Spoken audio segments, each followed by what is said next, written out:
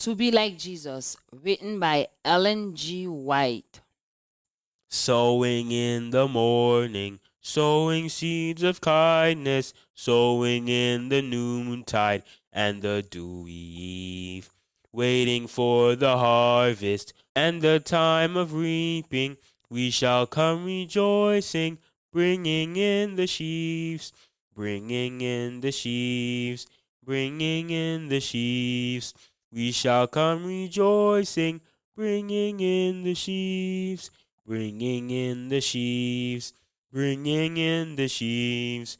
We shall come rejoicing, bringing in the sheaves. Doing the King's Business, June 10th. The principles of the gospel must control us.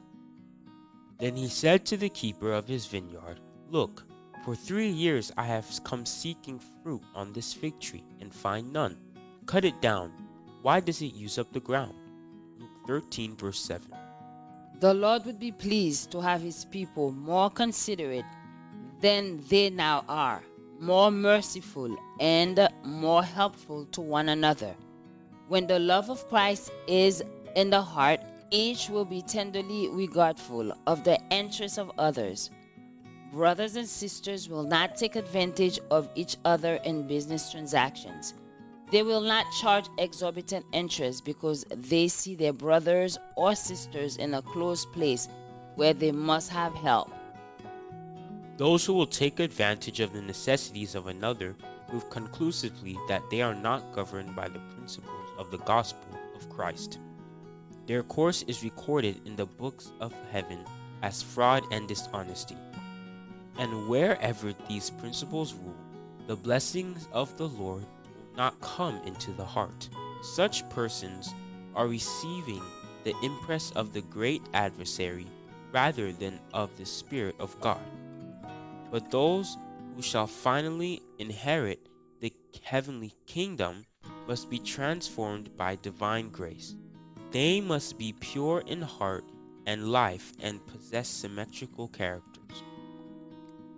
All the means you have accumulate, even though it should be millions, will not be sufficient to pay a ransom for your soul. Then do not remain in impenitence and unbelief and defeat the gracious purposes of God. Do not force him from his reluctant hand destruction of your property or affliction of your person. How many there are who are now taking a course which must ere long lead to such visitations of judgment. They live on day by day, week by week, year by year, for their own selfish interest.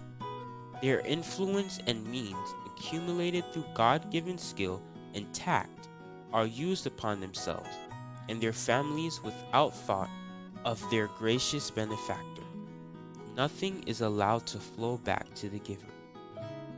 At last, his patience with these unfaithful stewards is exhausted, and he brings all their selfish, worldly schemes to an abrupt termination, showing them that as they have gathered for their own glory, he can scatter and they are helpless to resist his power.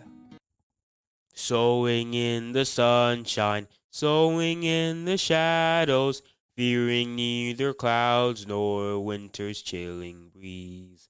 By and by the harvest and the labor ended, we shall come rejoicing, bringing in the sheaves, bringing in the sheaves, bringing in the sheaves. We shall come rejoicing, bringing in the sheaves, bringing in the sheaves, bringing in the sheaves.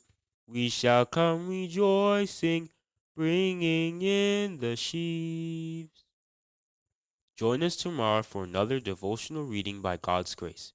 The Lord will send rain at the proper time from his rich treasury in the heaves and will bless all the work you do.